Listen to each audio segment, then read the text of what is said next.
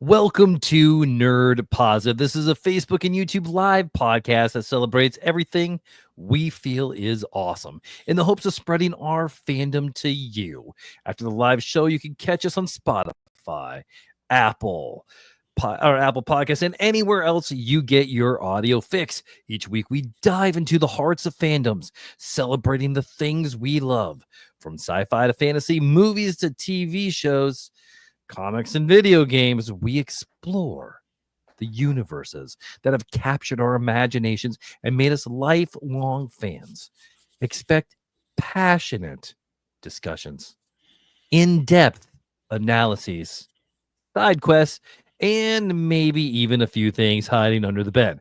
Whether you're a die-hard yippee-ki-yay motherfucker or just dipping your toes in the fandom waters, Nerd Positive is the place to be.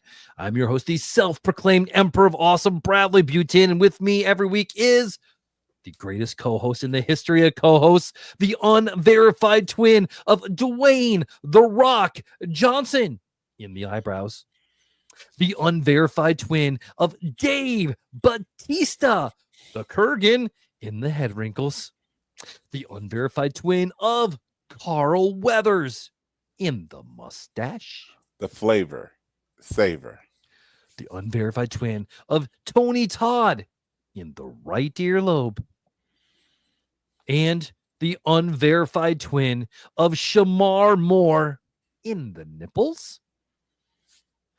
Brian, how in the heck are you? Man, I'm good. Took a few days off work to recharge and feeling super good. In fact, I still got another day off coming, so I'm loving life. All right. So, ladies and gentlemen, boys and girls, we appreciate you surviving the pandemic and now testing Nerd Positive. And as Bradley said, I am your co-host, Brian S. Dennis, where this week the S stands for the Lost Boys. Oh, I cannot... Well, I know how that's going to play, but yes, we will talk about that, I believe, in our upcoming favorites. I think we will. I think we definitely will. We got to do things a little bit different again this week. We're kind of there's a lot going on, and so I kind of want to talk about a couple of things. But before we get into our favorites of the week, man, got to read a couple things that's coming out. Predator Kills the Marvel Universe #1 came out. Okay. Can't wait. I haven't read it yet. That's on my docket for maybe tonight or probably tomorrow. Also, like Bug Wars #6, cool, super cool concept. Honey, I Shrunk the Kids, but R-rated. It's pretty awesome. Is it to the level of Hero-gasm? No. Until we hit Hero-gasm level, everything. In fact, let's never ever hit Hero-gasm level again. Yeah, we can never. Yeah, Hero-gasm can never be outdone. That Hero-gasm. So if you're invited, but you have to go to one. You have to go to one. You have to either go to the Red Wedding or to Hero-gasm. Which one are you going to? All right, who's on my team? Am I on Team Stark or like? Let's talk about the Red Wedding here a little bit. It's a blind date. You don't know where you're sitting till you get there. Okay, blind date to a wedding just sounds not good anyway.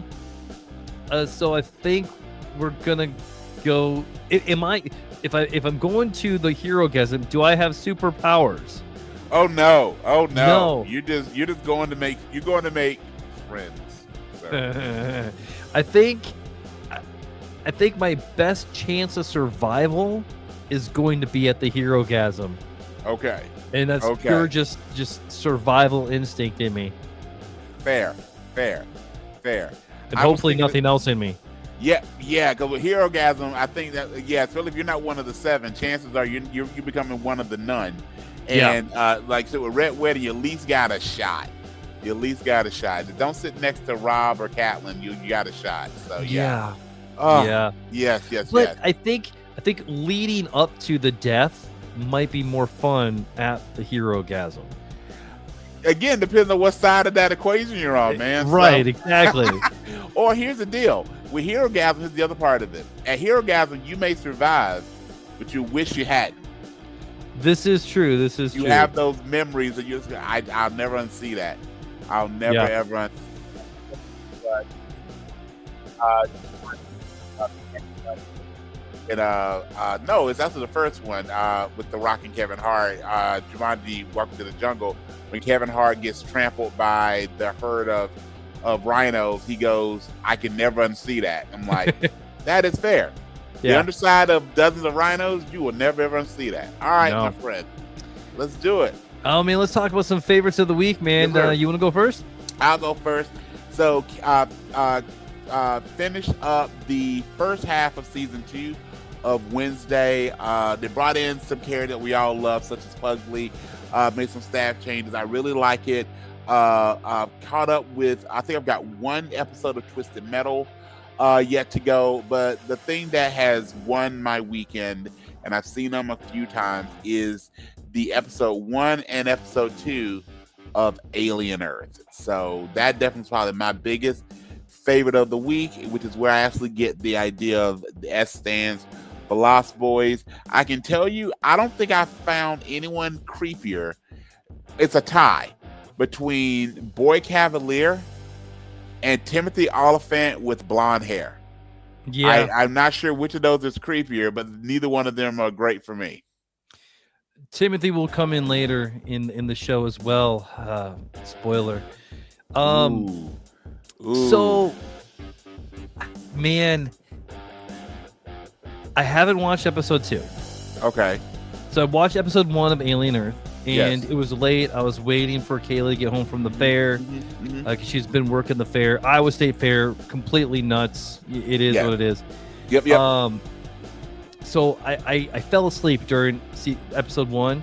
Yep. About 15 minutes in. Yes. But I want to rewatch it, and I think I'm going to do that tonight. So if I can interrupt you, so I had a similar experience. I watched it the day it dropped. I watched it really early in the morning. I watched like at 5 a.m. because Brian, if anyone listens probably knows I'm not a big sleeper. So it was like 5 a.m. I put it on, and similarly, I didn't fall asleep, but I just couldn't get into it. So then yesterday, we record on Sundays typically. So yesterday, Saturday, I was like, let me just put it back on. And it had me immediately. Especially, spoiler alerts, the 3 takes on immortality, the different dynamics between the cyborgs, the synths, and the burgeoning hybrids. And so that by itself, and of course, so you got all these things that really are not about the aliens. And then, and I think you said you did not get all the way through because you fell asleep, correct? Yeah. Okay. So you have what's best about season 1, baby spoiler, not season 1, episode 1. Yeah. Episode 1, you honestly kind of forget about the alien. They do a great job of that. They really get you with, again, especially the hybrids, which is what a lot of episode 1 is. They have you really with these new aspects of the alien universe that they're bringing in for the series, and then they drop a xenomorph on you, and it's like, oh yeah, okay, now it really got real. And I'm just curious the way, and we can text or talk about it later, but after you watch episode 1, I'm curious if you notice something about how the aliens get to Earth. And I think how they presented that. And I liked it. I thought it was smart.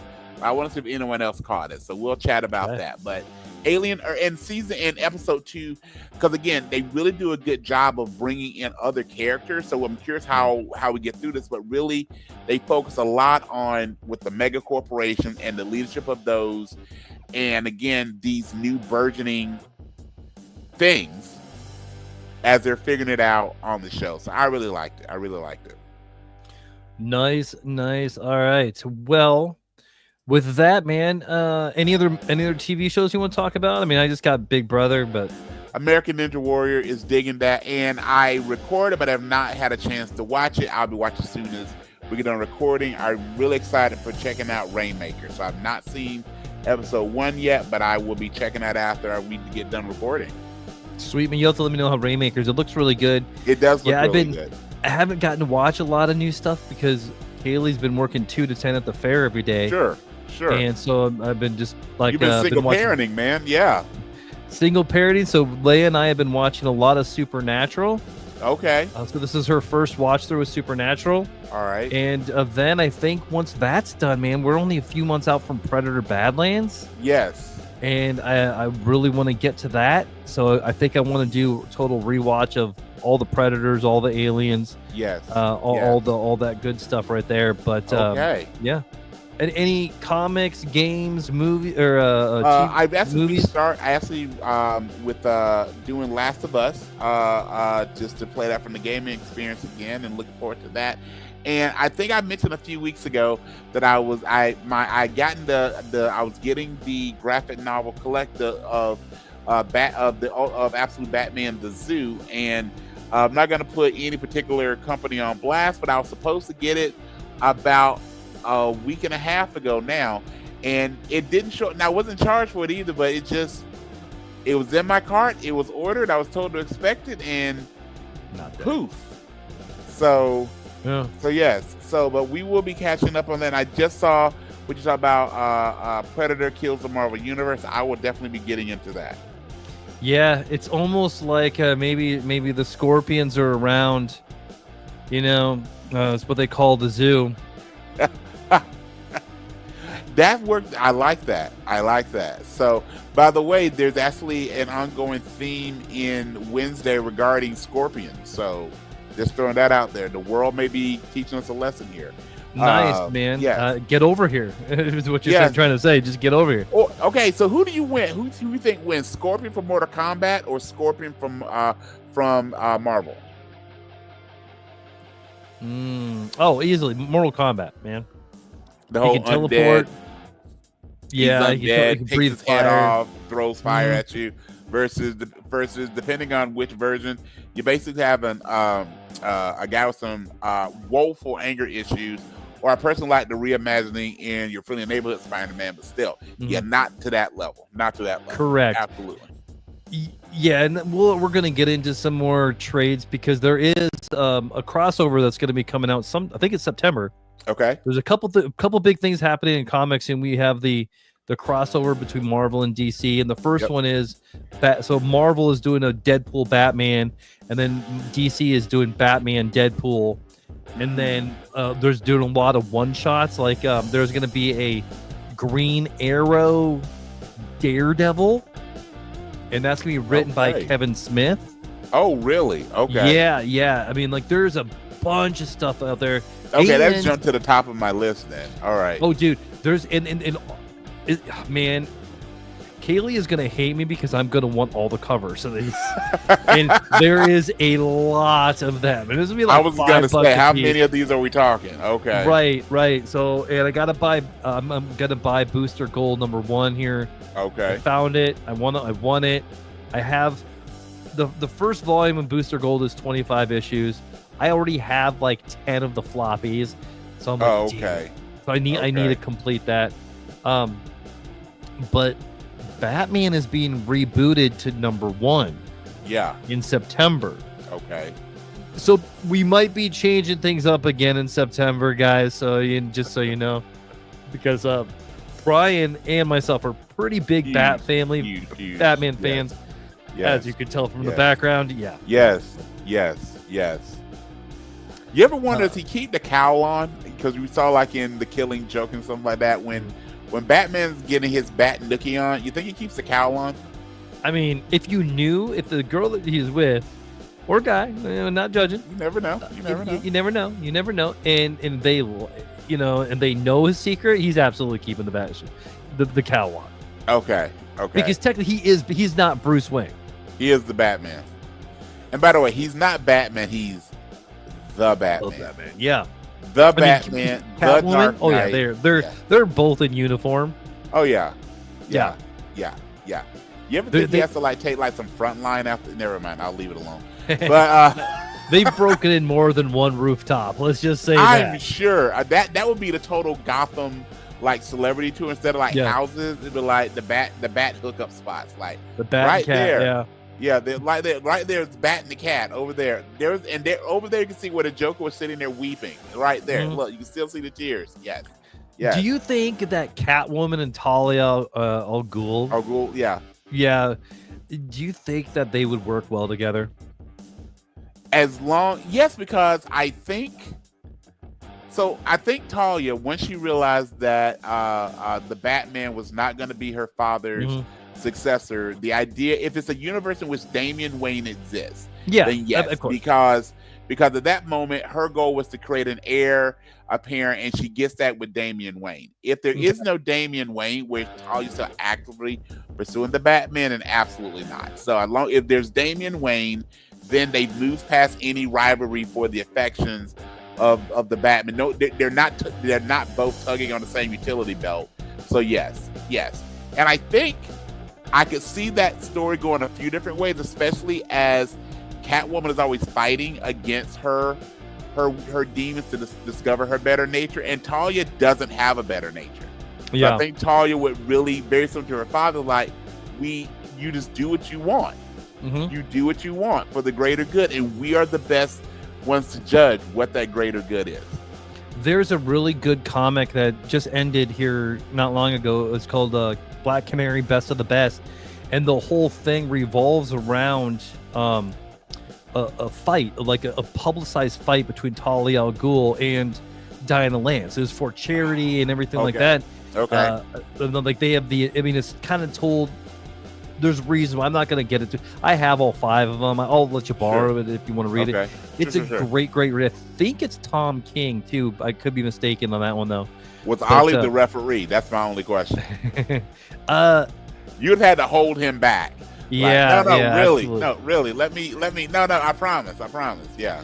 Right. Yeah. I mean, can you imagine that double date with Black Canary, Oliver Queen, Bruce Wayne, and Talia, and either Selena Kyle or Talia al Ghul. Especially because at that point, something we just said earlier, Bruce Wayne is not coming to the date. It is Batman is coming to the date. And in that case, you know what's going to end up happening. At the end of the day, Oliver's going to be real upset because Bruce is leaving with Black Canary and Talia al Ghul. So that's what's happening. Yeah, and while Ollie talks about, hey, I'm a millionaire, all he's got to go is, billionaire, sir. Yeah, billionaire. Absolutely. I'm trained. My parents died, and I'm still a bigger badass than you. Yeah. And again, all right, man. Yeah, and Batcave versus the Quiver. All right, that's all you got to say there. Any movies you want to talk about? Nothing up. I did see Superman finally drop. I shouldn't say finally. Superman has dropped on Prime, so I'll be definitely purchasing that because again, it is worth a rewatch because we both really enjoyed it. So, by the way, I actually gave I want to give a shout out to John Bright College. They had me come as a keynote speaker for their group of students that will be starting in the fall. And our keynote was, these are non-traditional students. All of them are first-generation college students. So the idea of like, how do you really rewrite your story for success? And I used Batman quotes to help them write that story. But before I started, I did ask from the group their thoughts on Superman. And every one of them loved it. The only criticism was one girl said that she wanted Crypto to behave a little bit better. I know that was the point. That was the point, but that's fair. That's fair. She goes, she wanted Crypto to be a little maybe more passive. I'm like, yeah, but if you've ever had a terrier dog, you get that dog's superpowers, that's what you're getting. Exactly. That's what you're getting. Exactly. I have to talk about Nobody 2 for a second. Yes, I love Nobody 1. So yes, give me Nobody 2. So I have not seen Nobody 1. Had you not? Oh, I have. Wow. Dude, it's been on my queue ever since it hit. Max. And dude, Nobody 2 is great. It is so flippin' fantastic. It's funny. It's probably not gonna be number one. I don't think it's gonna knock Weapons off yet. Sure. But it's fun. It's just a super fun movie. Definitely check it out. I didn't do a lunch break review on it. Not sure I'm going to a full episode anyway. Maybe I'll do a TikTok. I don't know. But, excuse me. It's a lot of fun, man. Yep. So Nobody. So I'm gonna say Nobody. I was a huge fan of that. So I'm sure I will check out Nobody too. And so every time we talk about how do you integrate those really physical fights, and I think Novocaine did a good job of it. Love Hurts tried and missed, but I don't think any movie integrates that hardcore up-close violence that became really popular went with Liam Neeson movies like Taken, like The Grey, John Wick with the Gung Fu, where we take a lot of the, at least early John Wick, where we take a lot of the fantasticness out of fights. And nobody does that while being highly entertaining, really funny, and I just really love. So definitely Nobody 2 will be worth the watch. Yeah, absolutely. I really don't got much to add to TV, video games. I've been playing a lot of Marvel Strike Force on my phone, but that's really about it. All right. Other than that, man, we'll talk a little bit of wrestling really quick before we get into our main topic.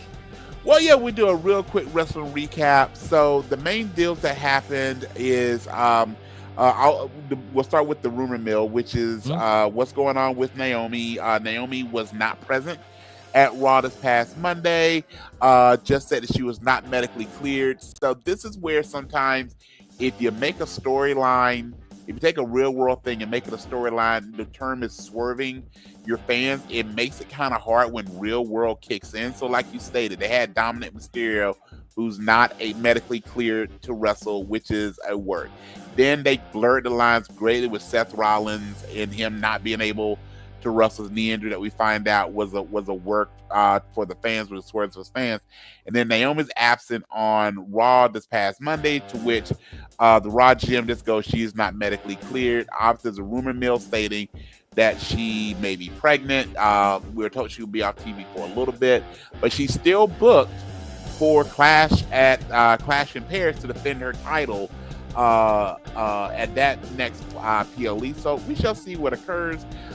We actually finally, Brad, I don't know if you caught Raw, but finally, we have a name for the faction.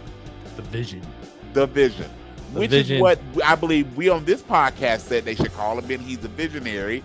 And Paul Heyman is now called the Oracle. There's all these things. Why it took them since WrestleMania to do this, but they're at least now called the Vision. I'm loving the New Day as they are in mourning, having lost the tag team titles. And then moving over to SmackDown, we continue just to again see the additional growth. I think we're finally going to get a Carmelo Hayes babyface turn. I really like Carmelo Hayes, so get him a little more time. The MFTs, we're building to Sami Zayn and Solo Sikoa, which we all know that they're probably going to feed Sami to Solo Sikoa, and we're continuing to build to Cody and Drew McIntyre for all the Clash at the Castle thing. So this week in wrestling, nothing really significant again, other than we still have some fuzziness regarding the legitimate health of Naomi. Hopefully, whatever it is, pregnancy or not, hopefully it's good news. She has a quick recovery and we get her back in the ring whenever she's back in the ring. And they're building for, again, their next PLE in Paris, which we will probably see that speeding up in the next couple weeks. So check this segue out here, man. Oh, I love this. All right. So you have a DC character, the Oracle. Yes. And you have a Marvel character, Vision. Yes. Awesome. Here, hang on one second. Work is calling and I don't know why. All right, never mind. All right, cool. And so there it is.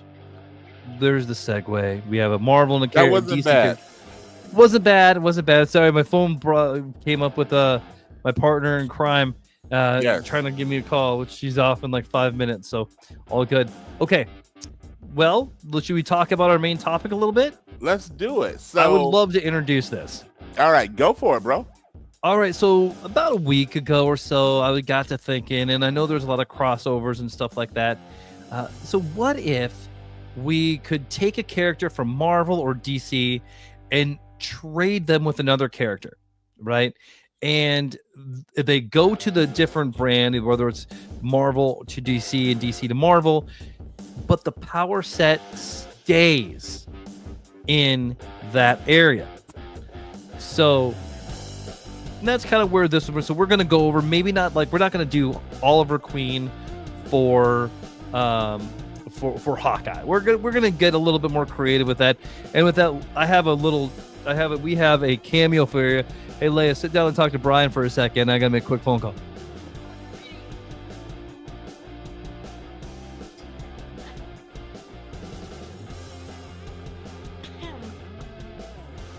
Hello.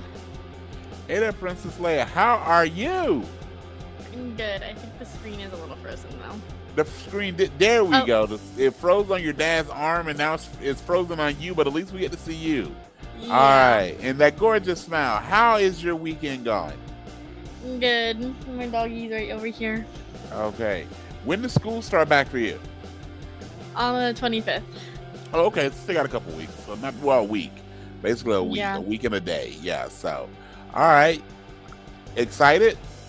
No, I go to a new school. Oh, friends from old school going to new school as well. Though, gonna know some kids. Maybe. I don't Maybe. know. Okay. All right. Yeah. Well, it's okay. So just remember that if you get there and you don't know anyone and you're not comfortable, it's okay to straight up go like Marvel DC superpowered, just running down the halls, just wrecking shop. So if that was to happen, if you had a bad day at school, here's Uncle B's question.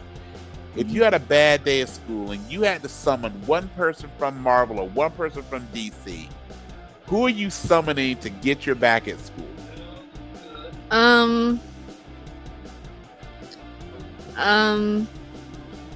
They can be a hero or villain, but they're gonna have your back. They're gonna be on your side. Who are you? What do you think, kid?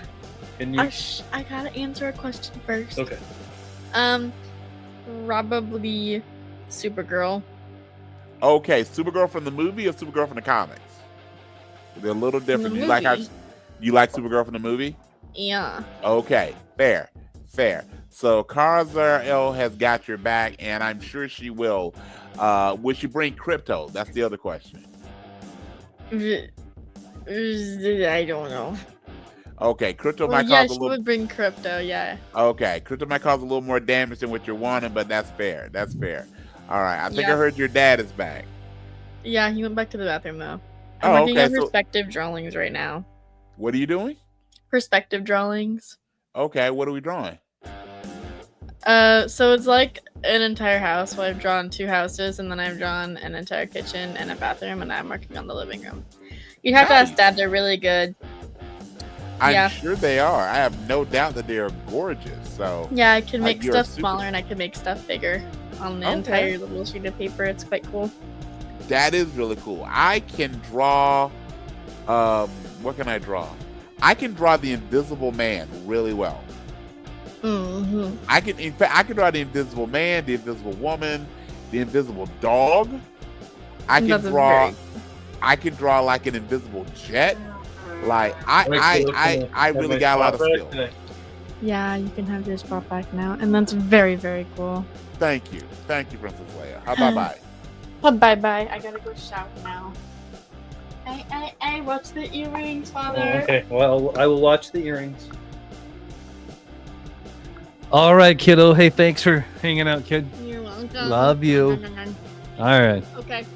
Bye-bye. She says a bye-bye. I caught it. She did a great job in your stead, man. She did a great job. Awesome. She came down right at the perfect time. I'm like, all right, cool. Yeah, let you take our call. So hopefully everything's all good. Oh yeah, it's all good. Okay, right. so instead of doing lists or anything like that, I figured yeah. we just talk. We just bring about characters Sure. and think about kind of who they could go with that maybe not be the easiest pick. And I don't know. I wrote a couple things down Okay. as well, but I think we should start with. I think we should start with Superman. Okay. But Superman's a hard one because his power set goes with him. So if he goes to Marvel, he wouldn't be Superman. Right. But whoever goes from Marvel to DC would be Superman. So who do you think could fill that gap from Marvel and honestly get some really big overpowered from Kal-El? I would say the easy example would, I think it could be a couple people. Mhm. So, because I understand the Superman within the DC universe does 2 things. Not only is he the most powerful person on the planet, or at least one of the top. You can have the debates there, but then also he is that symbol of hope, right? Mhm. So I think if you started with who from Marvel could go to DC and fill the void that Superman has as being that emblem of hope, to me, is Captain America. I think even though he would not have Superman's power, Right. that inspirational, that we're in this all together, the red, white, and blue. But you know what? It really is. He's really more Captain World than anything else. Yeah. I think he could fit that. Now, if we're talking from the power base, Yeah. my head. Would he be able to What? take? Would he be able to take the super serum, because that is a Marvel thing? So would this be a Steve Rogers pre super soldier serum or Okay. post? I think he'd have to. I think for the rules to be fair, because the other thing to remember, Superman gets his powers from the yellow sun. Well, just because he's in Marvel doesn't mean the sun is the same yellow sun. So True. if we're gonna say he takes his powers with him. Okay. If this is a post super serum Steve Rogers, then I think the serum goes with the abilities go with him. Okay. But and I think and remember, this is within DC. Think about, they have some baller leaders that aren't powered. Obviously, Batman's the easiest, the first one, but then there's Batman, there's Nightwing, there's Green Arrow, there's Mr. Terrific, there's several Wildcat, there's several leaders within DC who don't necessarily have the strongest or any power base. They are just resilient people. But if you want to go from the power standpoint, here's the other one that I will put, and it would be Cap's buddy. It would blonde hair. Barnes. I was actually thinking of someone else. I was thinking, because I got another idea for Bucky Barnes, but I was thinking, while Cap may go to the DC with the little one, we got to bring the man who brings the big one, which is we got to bring Thor over. I think if Thor was to go over, he could actually fill that power base. And remember, there is a Hercules in DC as well. So I think you've already got space for some of the guys. And we can see Thor wearing hypno glasses. See how well that worked out. Yeah. I mean, isn't it David Bradley or Daniel Blake? Yes, it's Thor. Daniel Blake. Yeah. Yes. Yeah. Or in the MCU, he apparently was like a one-night stand who left his clothes there. So so that's how they introduced Donald Blake to the MCU. But yeah, go ahead. I think I like the Superman going to Thor better than I like Superman going to Captain America. Okay, that's fair. That's fair. Because I have something else I want Steve Rogers to do. Okay, give me that one. I want Steve Rogers to become the Flash. I want a super serum Steve Rogers to become DC's Flash, and Barry Allen to become Captain America. See, for me, if we made a trade, I would have before anything happens, I would do a swap between Barry Allen and Peter Parker, and have Peter Parker become the Flash. Because I think that some of that impetuous, but also incredibly smart. I think Peter Parker, the character, fits the power source of the Speed Force. And then if you move Barry Allen, he gets bit again. You got scientists either way. Barry Allen gets bit by the spider. Barry Allen becomes the new Spider-Man, and you still got the same thing. So now instead of it being Peter and Mary J, you've got Barry and Iris, and I think you still have that same dynamic. Yeah, fair. I was actually thinking, I didn't even go to Peter Parker, but I went to Miles Morales and Static Shock. Yes, that one I love. thought that would be a really interesting turn too. All right, let's talk. You brought up Batman. Yeah, we can't do an episode without talking a little bit about Batman. Sure. Where can we put Bruce Wayne? I mean, and I'm gonna X Iron Man. We're not gonna put Batman and so he's Iron Man. That was lazy booking, and that's exactly what my head went. That was easy to do. I think it's been done ad nauseum. Okay. So we're doing a swap for swap, We're doing a swap, yeah. Okay, let me think of this for a little bit. Who will be? Because that's exactly what I'm saying. It makes perfect sense. for it to be, and that's probably why it's too easy for it to swap Bruce Wayne for Tony Stark. All right. Okay, so what do you think about Doctor Doom? Doesn't have to be a villain. True. But I don't. I mean, he's closed off. Doctor Doom is more Doctor Doom than he is Victor Von Doom. Sure. Kind of. Yeah. That or is that too much on the nose as well? What about? I'm thinking about what circumstances would drive someone to embrace their darkness. Now, and I'm just thinking about those characters in the MCU that are so based on family. And it's probably because we just saw the movie. But what would happen if you move the entire Fantastic Four family? So Reed Richards, Sue and Johnny Storm, and Ben Grimm, pre the accident, and those three are murdered, and you leave Reed alone to avenge. So he doesn't have the Mr. Fantastic stretch powers. Yeah. He's still got the brain and his inventiveness. If you take away the rest of the Fantastic Four before they were fantastic, I think you can create Batman. On the other side of it, if you drop Bruce Wayne into a world where his vigilante mission doesn't take precedent and he's actually allowed to explore, because this thing, we don't know who Bruce Wayne would have been if his parents didn't die. If he was allowed to grow up, he still would have all the character traits that Bruce Wayne has. Incredible. That's the thing, we don't talk about Batman. Batman's portrayed as a genius. So Batman is intelligent, hardworking, driven. Some of that drive comes from loss of his parents. But if he was able to pursue things, what about if you expose him to those cosmic rays and he got the stretch power? Or maybe he becomes all four. Maybe he becomes like a Dark Knight Super Scroll. He has all four of those powers. What would that look like? That'd be really cool. That's what I think that would look like. And I do love the world that we have a Victor Von Doom and a Bruce Wayne together, because I feel like they are more than anything else. People love to draw the comparison between Batman and Iron Man. The true comparison is Batman and Doctor Doom. That is the true comparison. I agree. Not to mention both of them get all the ladies. Sue Storm, we all know.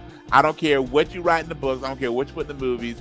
Just the way real dynamics work. There's no way Sue Storm is taking geeky Reed Richards over Victor Von Doom. That is not happening. All right. What now? I'm just gonna jump back to the Super family. Okay. And because you did bring up the Superman movie, and Krypto was a big part of this. Yes. What if Krypto was traded for Howard the Duck? Howard the Duck on DC. Howard the Duck yesterday. I just watched Howard the Duck yesterday. Just quick aside, I'm thinking about, mid 1980s, late 1980s, Brian watching Howard the Duck on HBO, which I was far too young to watch as Howard the Duck. I just remember thinking Leah Thompson is the greatest person I've ever seen in my life. 100%. I want to go to space camp. I want to learn how to play the drums. I want to do anything Leah Thompson was in. I like, you got to draft me into that world. Just fit me in. All right. Okay. So we've done a direct swap, Krypto for Howard the Duck. That's interesting. Okay. So then does Howard since we're putting, so when we put Howard in DC, I got to ask a couple clarifying questions here. So assuming Howard still can talk and do all the things, but does Howard have any Kryptonian? So does Howard being exposed to the sun, does that do like the thing that he has all the powers, he can fly, invulnerability, all the things? So we're talking Super Howard at this point. No, I think it's just character for character, but the power set, the power set stays. So Krypto is going to be in Marvel, but without any powers. Okay, he'd be a regular dog, and Krypto never be a regular dog. So Howard would get all the superpowers of Superman, pretty much. So I guess, you would. It would be there. I do.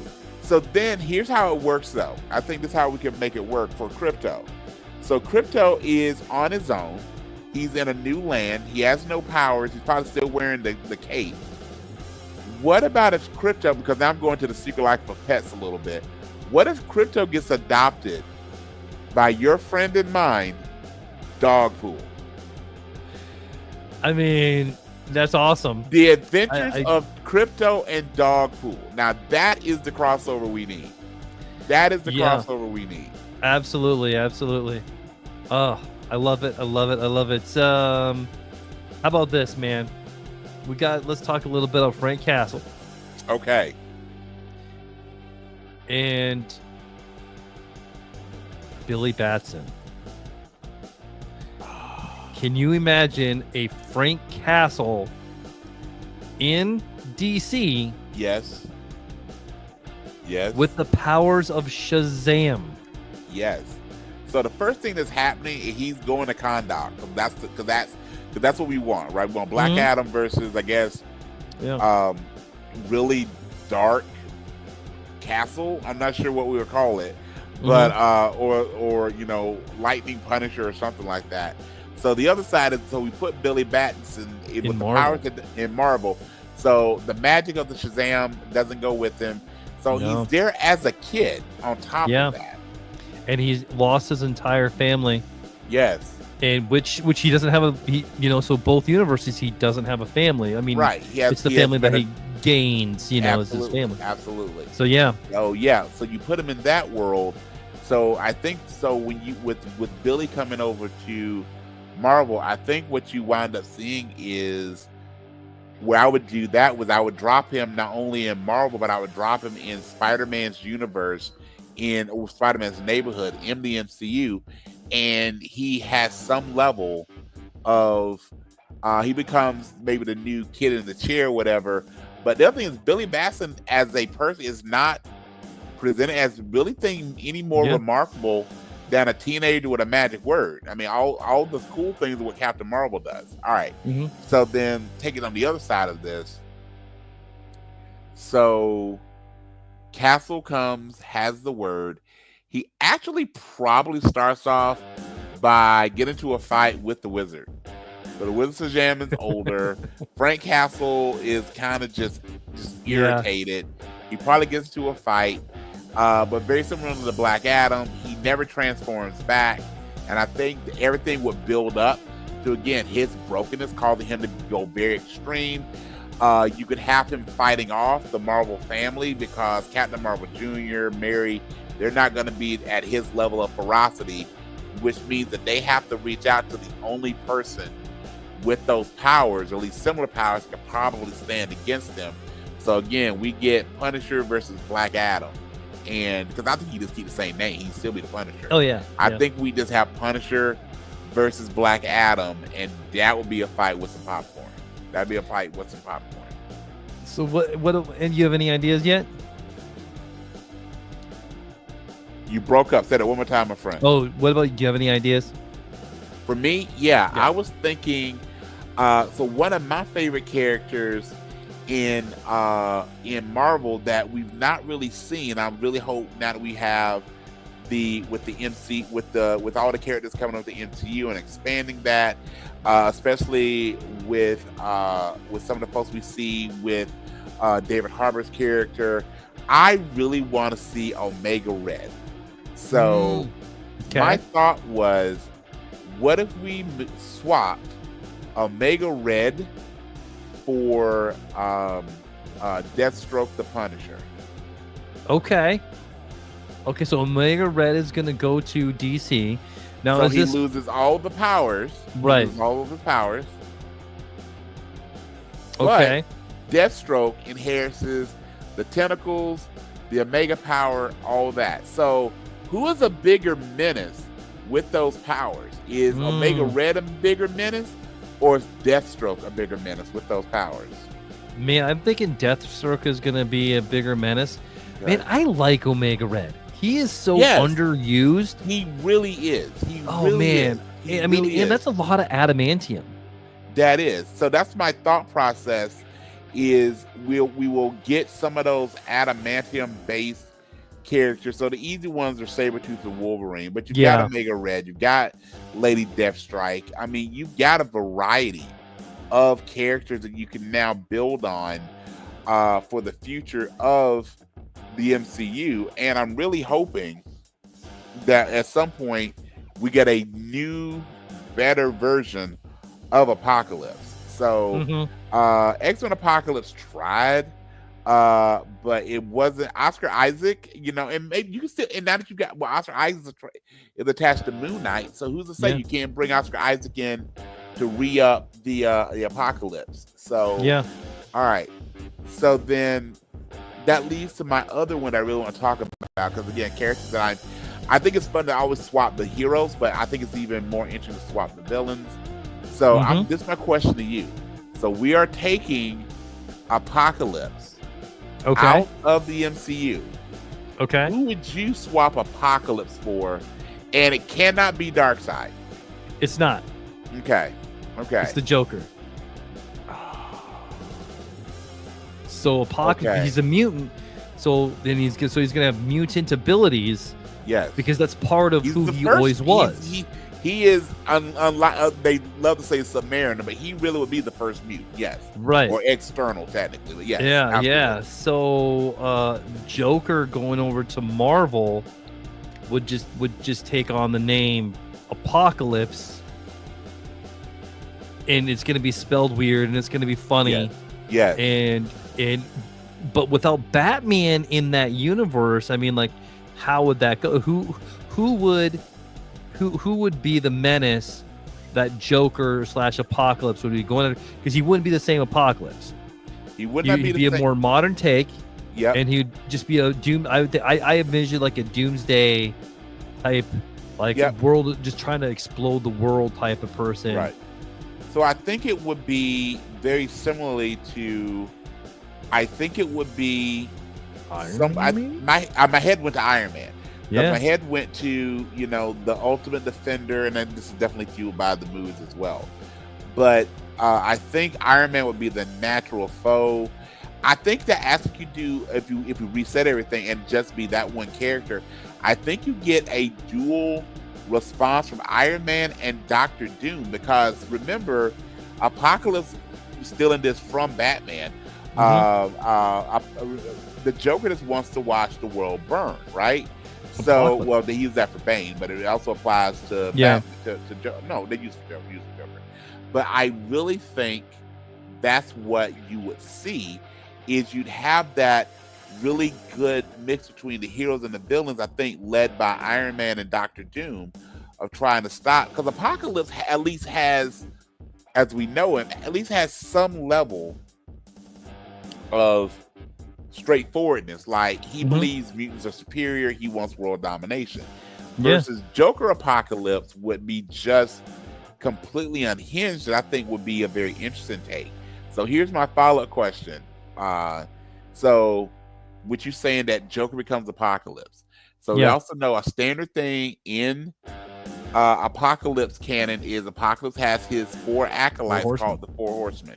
So I'm gonna give you one. So I'm gonna give you an obvious one of his, in my opinion, is obvious one. So when he creates his 4 Horsemen, these all have to be characters from DC. Okay. So he brings in 4 characters from DC to be his horsemen. I'm gonna say he's gonna bring Harley. So who would be his other 3? Who's Harley Quinn trading with? Oh, okay. So we have to do the trade. So let's do this. Let's do this road. Yeah. Okay. Yeah, because I think this is gonna. Yeah, I think this is really good. This is really interesting. So, so Apocalypse is the Joker. Yep. And Harley Quinn is. I'm gonna say Jean Grey. Yes, I think you'd have Jean Grey, possibly Phoenix. Could you imagine a Harley Quinn Phoenix? That would give us a real dark Phoenix. So I'm riding with that. So we've established Joker Apocalypse, Harley Quinn as a horseman, but making her a Dark Phoenix type character. Okay. So then, so that gives us, to me, that gives us Death. That gives us our version of Death. Okay. So then let's fill it in with War. Okay. So who are we trading out of the MCU to DC? And that's going to be the Horseman of War. So we want a destructive, strong character. So I'm sending, so because the powers remain, right? So I'm sending Colossus over. Oh, go ahead. Go ahead. If you got it, go for it. Cyborg. Colossus and Cyborg. Okay. Oh yeah. I don't know, when you said Cyborg, my head went to Cyclops. Oh, Yes, Cyborg comes over. Yes. Of Can you imagine course. Cyborg? Well, is it Victor Stone or is it Cyborg? Because Victor Stone is just because the power set stays. So Victor Stone would be all meddled up as Colossus. Yes. So And maybe what that's happens- not as good as I'm thinking. No, of. I like that, because here's what we would have then. Because remember, all of the horsemen are under the control of whoever is Apocalypse. So he takes great sport in breaking the Joker and Apocalypse. Mhm. What they have in common, they take great sport in breaking heroes. So similar to how he broke Warren Worthington to make him into death, right? Yeah. So I could totally see Victor Stone. It fits, number one. Victor Stone inherits Cyclops' metal armor, but he then is taken under the control of Joker Apocalypse. So let's do that. So we've got Apocalypse as the Joker, or Joker as Apocalypse. We've got Harley Quinn as Death with the powers of Dark Phoenix. We have Victor Stone as War with the powers of Colossus. So then let's go with Famine. So this is just using someone with more magical, mystical powers. So I'm sending Wanda. Okay. Do you want to go? Wanda for Dr. Fate is too on the nose, though. Yeah, I'm thinking Wanda for Zatanna. Wanda for Zatanna, maybe? But that might be even more on the nose than Dr. Fate. Yeah. Oh, I got it. Let's bring Zatanna. Okay. But instead of it being Scarlet Witch, instead of it being Wanda, it's Emma Frost. Oh. So we send Emma with Zatanna's powers, and we get Zatanna with Emma Frost's abilities. Okay. I like both of these. And Black Canary work too. Yeah, go ahead. I'd say Black Canary would be a good one as well, man. Black Canary would be another, and it also fits for the power because what's a way of killing crops is using frost. So all right. I mean, could have gone Killer Frost too. Yes. So then that leaves Pestilence. That leaves us with Pestilence. Okay. So that's another magic. It's more of a magical thing as well. It is, and this especially would be power of people more versus other things. Yeah. And historically, Pestilence and Famine have been portrayed as women, but that could be whoever. Yeah. So, but if we're sticking with Pestilence, I think we need to get some Black Canary over. So let's use Black Canary. We'll bring in Black Canary. Okay. So but we got to trade with someone whose powers would maybe fit this. So Okay. Oh, what about? Okay, I know you like Black Canary, but what if we brought over Poison Ivy? We don't have any. Yeah, let's do a villain. I guess she's not really a villain anymore. But yeah, and I just like the idea of Pamela Isley, her connection, right? To things. So she still had that kind of. She still had that kind of just connected to the world and all those things. But okay, so would she still be though if she's not Poison Ivy? She'd just be Pamela Isley. Pam Isley was before she came Poison Ivy, and I don't know. All right, let's go back. Let's just go back. Okay. I liked your pick first. Let's go with yours. You said so Black, but there again, Black Canary is not going to have the sonic cry. She's just going to be a kick-ass martial artist. Over there, so we kind of have to swap it there as well. What about magic? Magic. There it is. I think magic works. Magic. So we already got Colossus, so we send the siblings over so they'll have each other, and then we bring them back. I like that. Yeah, I like it. I also think magic was so underserved with Dark Mutant. She's another one that I want to see get a better turn. Now that we have the totality of the mutants and the umbrella. That's what made me so excited. There's so many of those supporting characters, the X-Men and of the just mutants as a whole, but especially the X-Men universe and villain and Wolverine's Rose Gallery, which is also really impressive. You start bringing in a lot of those folks with the idea of adamantium. So I'm really excited to see what they do here, which will probably be another decade for them to have the character introduced and build, because the movies take like 3 years to make. So, all Yeah, right, absolutely. that was fun.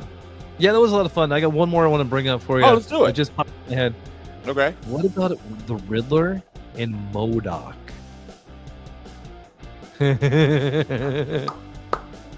Only if Patton Oswalt is still the voice of MODOK. Only if Patton it would Oswalt. have to be. Only if Patton MODOK. Because you get to see, especially if, because remember, the Riddler's rhyme scheme is part of who Edward Nygma is. It's an anxiety disorder. So he probably was still riddled. So what you would have would be MODOK who spoke in riddles, which I think would be great. And then you'd have, okay, so then when MODOK goes to DC, does MODOK revert to being a human, or is he still the elongated head of MODOK? Elongated head. I think we'd have to be. Okay. Which So would be a better deal. Yeah. Could you imagine if he doesn't have the tech that lets him fly? That would just be that'd just be like a cruel joke. Right. It might even be considered a killing joke. So anyway, yeah, good job. But you just won the episode, my friend. Him as the Riddler. To finish my thought, him as the Riddler. But I see him. If you take MODOK, I don't remember MODOK's alter ego name, but if you take MODOK, drop him into the DC universe, he will almost have to be like Billy from Jigsaw.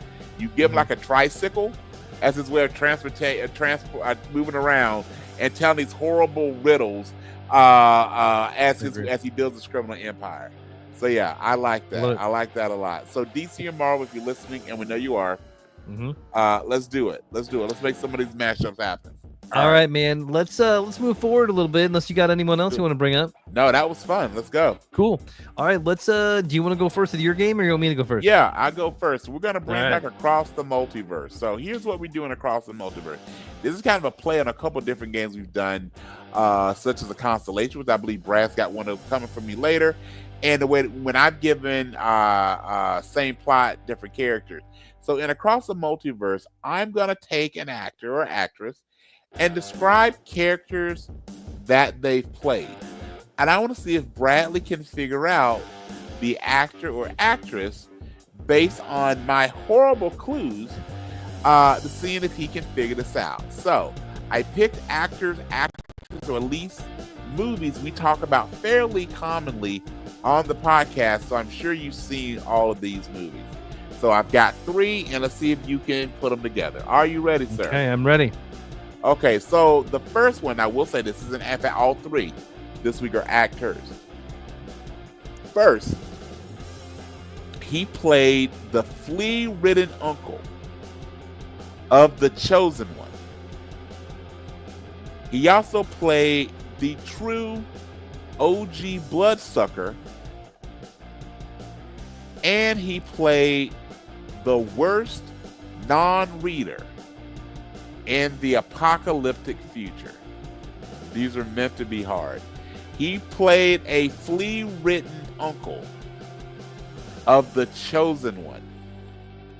In another movie, he played the OG bloodsucker. And finally, in a movie set in an apocalyptic future, he played the worst non-reader in the world. Okay, I think Gary Oldman. Yes, nice job. Nice job. Right. All right, Sirius Black, the flea-ridden uncle of Harry Potter, OG bloodsucker. He played the true OG bloodsucker in Dracula and Bram Stoker's Dracula, and his character in the Book of Eli famously could not read the book he spent the entire movie trying to get. Okay, next up, he proved that even a Superman, not the Superman, but even a Superman should learn how to swim. He played Betty Ross's father and Batman's future father-in-law in a movie, same movie. And this character hates New Kids on the Block, or at least Donnie. I'll say it again. He proved that even a Superman, not literally Superman, should learn how to swim.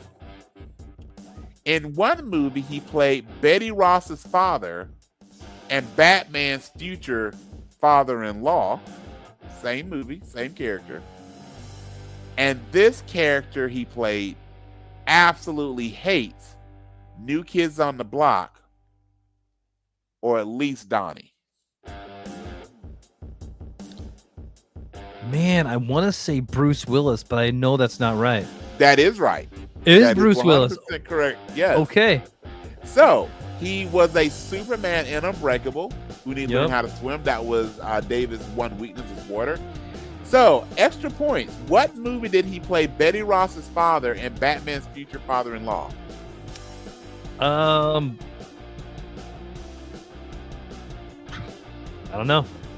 Armageddon. Oh, Liv Tyler plays his oh. daughter, and Ben Affleck is her boyfriend. Well done. So, yes. That's And good. then lastly, character hates New Kids on the Block, or at least Donnie. In The Sixth Sense, Donnie Wahlberg was completely unrecognizable at the beginning of that movie as he shoots Bruce Willis's character. So That's you what are they gave it to two. me. You are 2 for 2. All right, Okay. here we go. This one. If you get this one, I'm proud of you. This one I took a lot of fun in. All right, here we go. This character on horseback was meaner to Johnny Depp than even Amber Heard. He played a character in another movie that is so rotten, even Lucifer said he had to go. Christopher Walken. Wow. Third hit, the character not only smelled what The Rock is cooking, but he found out that it's American Pie. Any guess on that third one? So you're right, it is Christopher Walken. But I'm curious if you know the movie for the third clue. Say that again. The character not only, he played it in this movie, this character not only smelled what The Rock is cooking, but found out that it's American Pie. One of my favorite movies, starring The Rock, but it did not do well in the box office. But it's one of my favorite movies starring The Rock. Oh, The Rundown. The Rundown. Absolutely. Yes, absolutely, man. Okay, so now I need to connect these two. So here we go. So you need to connect Gary Oldman to Bruce Willis. Well, that one's easy. That's the Fifth Element. Okay. And now Bruce Willis to Christopher Walken.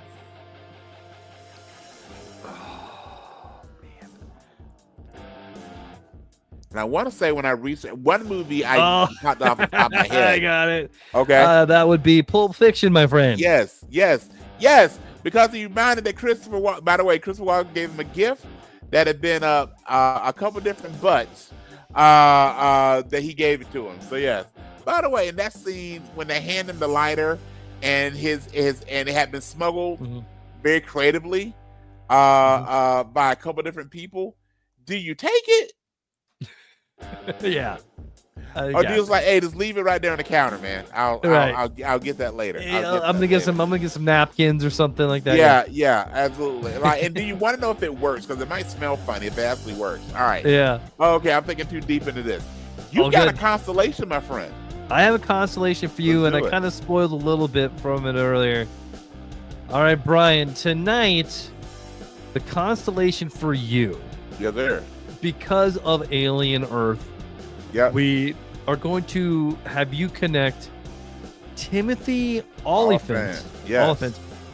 to his sometimes suggested twin, Josh Duhamel. Oh, dude, they do look a lot alike. Yeah. They do. And I can do it in two. I can do it in 2 stars. Okay, between them. Okay. Yes.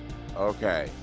So Josh and the fact that it probably won't be Fergie is just unfair. Okay. I don't even know if Josh and Fergie are still together, but I was like, you are a lucky son of a gun. You got to hang out with Optimus Prime and Fergie. Okay. All right. Let's see. So it's Josh Duhamel and Timothy Olyphant. Okay. I'm not gonna lie, I do not have a great understanding of Josh Duhamel's filmography.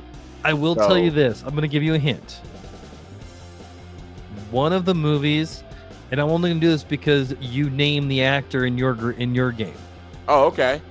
One of the movies has Bruce Willis in it. He's not the connecting actor, Okay. but but Bruce Willis is in it. Okay. Huh. All right, that helps a bit. Okay.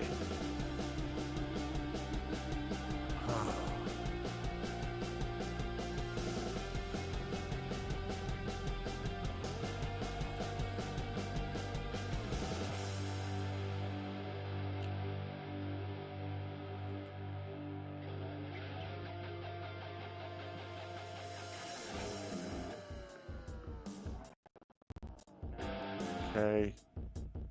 So if I go there.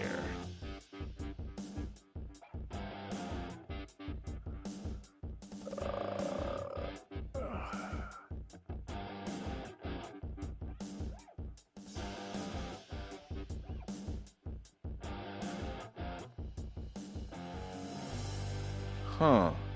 This is interesting. Okay.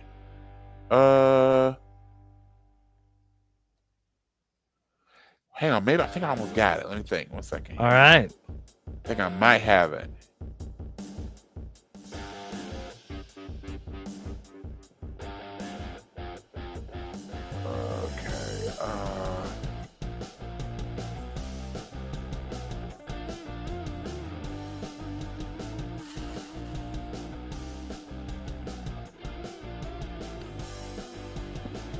Okay.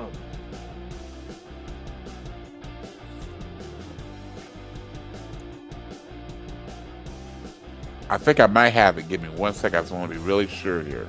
You're good, man. Okay.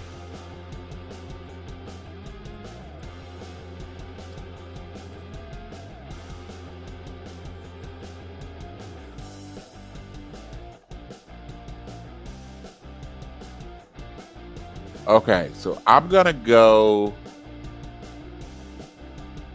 Okay, so I'm gonna start with Timothy Oliphant. Okay. So Timothy Oliphant and Bruce Willis were in Live Free and Die Hard, or Die Hard, and then Bruce Willis and Josh Duhamel were in Fire with Fire. Yes. Is that it? Yes. That's it, man. You did it. That's exactly what I did. Oh gosh, that was because part of me, because I was like, you know what did it? The Bruce Willis hint did it, but then I was thinking like, wait a minute, who was in Live Free or Die Hard with Bruce Willis? Was it Timothy Oliphant or Josh Duhamel? I wasn't sure, so I was like, wait. So I was like, I thought it was Timothy Oliphant. I'm like, or am I just connecting Josh Duhamel to Josh Duhamel? And I'm like, that'll be just an idiotic thing. So I'm glad that. So when you confirmed that it was Timothy Oliphant and Live Free, because again in my head, I was like, is it Josh Duhamel? Because again, it had never hit me till you said it for this constellation that they look similar, and then that made me rethink everything. Like, wait, which one was it? So all right, that is fair, man. Okay, all right, man, that was good. You did great. Are you ready for an honest ad this week? I'm ready for your honest ad. All right. So, because we have loved, at least I have loved the first couple episodes of Alien Earth, I decided that for this week's honest ad, I would do an ode to the Xenomorph. So, the Xenomorph, by the way, I was thinking for a future show, we should do most powerful aliens for a future Nerdageddon turn. An alien just means a creature not born on Earth. Just a creature. All right, Superman wins. Person not born on. We'll see. But I guess only if they're on Earth. Yeah, the battles will take place. So we'll sketch it out more. But the tournament will happen on Earth. But they are people that were not born on Earth. So I don't think it's as easy to say Superman as you think. All right. Right. So as we go into this, here's my honest ad for the Xenomorph. Give it It to hugs me. It hugs your face and lays an egg. It bursts through your chest and you wind up dead. It's known as the Xenomorph, or simply the alien. It comes from far, far away but it's not Canadian. Strength, speed, razor sharp claws. It even has multiple faces that emerge from its jaws. They are a mix of human, ox, and even a dog. But Bradley, have we ever seen a xenomorph frog? No. The aliens travel from one world to another in service of their queen, who's one badass mother. Love it. With armor for skin and acid for blood, it destroys all in its path. Even you and me, bud. But if you want to survive and possibly stop her, do as our buddy Arnold says and take your ass and get to the chopper. My ad, honest ad, but a xenomorph. Oh man, I love it. Hey, All what's right. who is your better than us human of the week? My Bennett's Human of the Week is a celebrity, but he is in so many of my favorite movies, and today is his birthday. So I'm just going to lay out this human being's filmography to let you know just how impressive his series of work actually is, because when you think about it, it is 100%. I would have a hard time of saying it is second to anyone else's, whether we're talking serious drama or comedies. He's been in incredible movies. All right, so he was in The Godfather Part 2. He was in Raging Bull. He was in Backdraft, Cape Fear. He was in Mary Shelley's Frankenstein. He was in Casino. He was in Copland, Jackie Brown. He was even in The Adventures of Bullwinkle. One of my favorites, and I think an under-recognized role, was his role in Men of Honor. And of course, some comedies that he really was known for was Analyze This, Analyze That, Meet the Parents, Meet the Fockers, and Little Fockers. Today is the birthday of the one, the only, Robert De Niro. And he is this week's Better Than Us Human of the Week. You know, my favorite role of De Niro is Stardust. Really?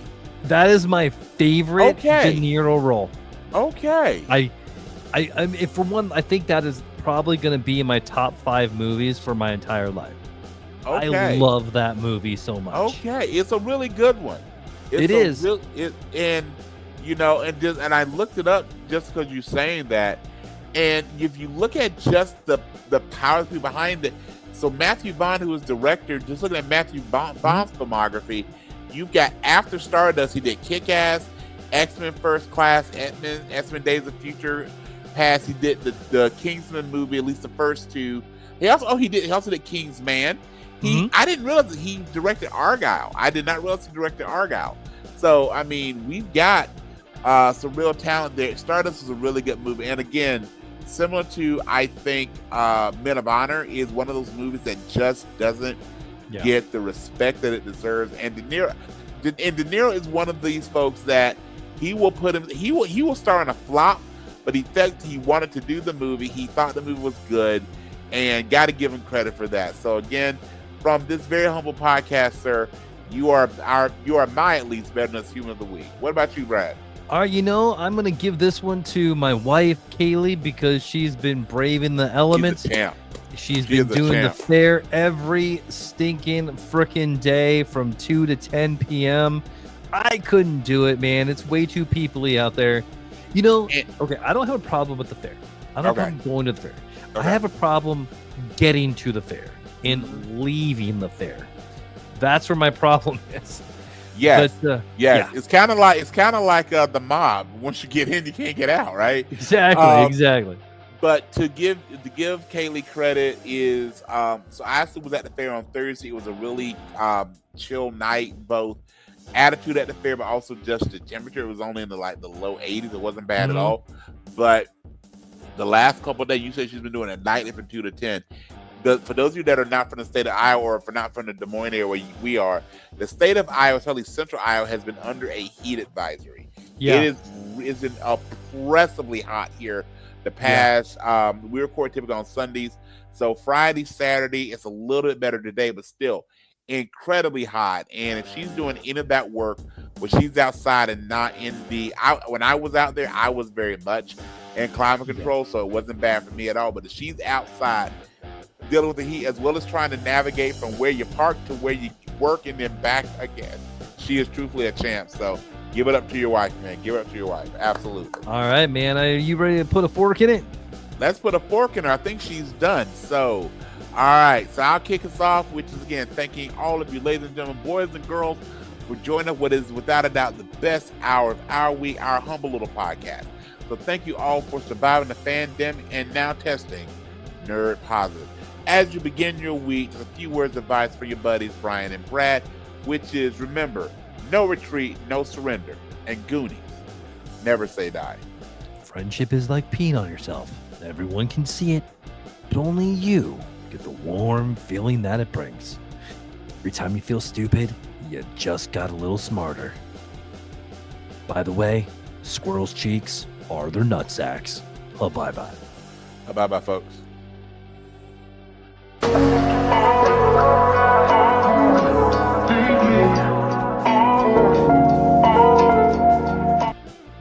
Dude, great show.